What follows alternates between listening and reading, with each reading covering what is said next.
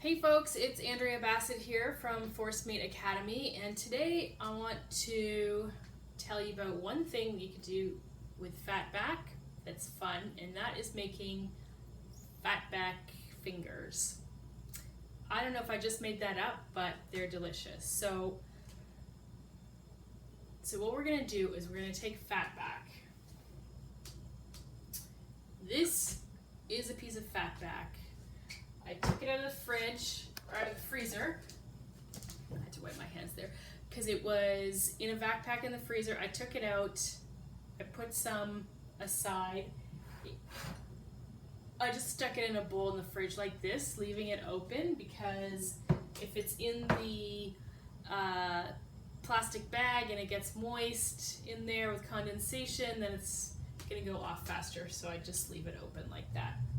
So the first thing you want to do is chop that Fatback into little stripes like that, fingers. Oh look, it's like perfect finger size. There we go, look at that. So I just have a bunch of those. All right, and then what I do is I will put them in a bowl. Here's a little sample. So you'll notice that it's like colored there. So what I've done is I've just mixed up a little spices here. So in here, there's a bit of salt, like maybe a quarter teaspoon, mixed with, I don't know, a teaspoon of garlic powder, a teaspoon of onion powder, and then some cayenne pepper, I don't know, a quarter teaspoon, maybe a little bit more. So I put that onto the Fatback, and then I will put the Fatback into a frying pan or into, I have this like stoneware baking dish, which is great for bacon. Onto that, put it in the oven for about 20 minutes at 350 degrees. And then I'll do this magic trick, like I'm pretending, oh, I just made it.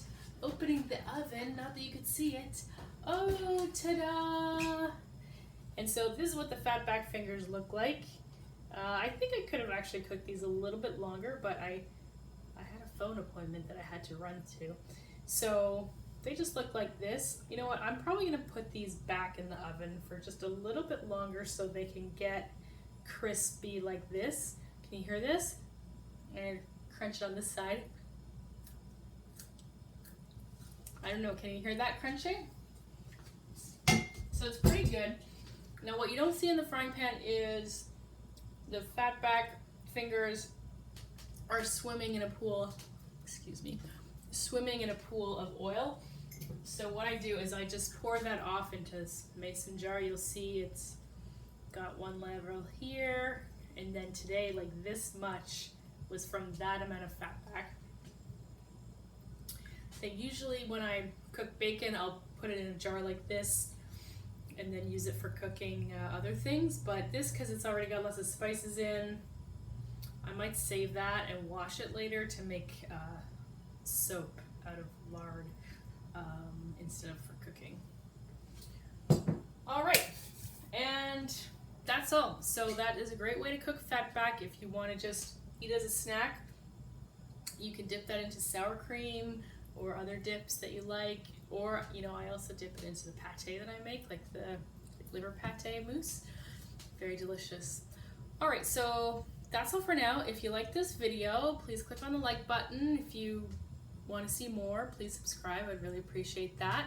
And if you want to know what else to do with Fatback, check out my article, which I'll link to down below, about all the different ways you can eat Fatback. And in the meantime, if you have extra Fatback, you don't know what to do with it, make yourself some crispy Fatback fingers. All right, that's all for now. Thanks for watching and have a great day. Bye.